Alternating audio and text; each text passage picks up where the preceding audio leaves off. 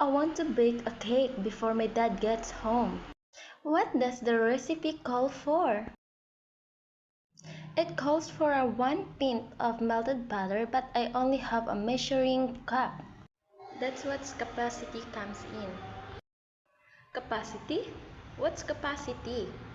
Capacity is the volume of a container that's filled with a solid or liquid that can be poured. I still don't get it, but is it really that important? Sure, it is. You said you needed 1 pint and had only 1 cup.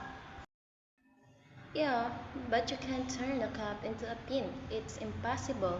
Well, it isn't impossible to convert pints to cups. Oh, really? How? Well, it depends. Let's check out the recipe book. Alright, here it says 1 pint is 2 cups. Yeah, 2 cups is its volume. Let's bake it. Hurry through. I hear your dad coming. Rules, how did you make this? With capacity.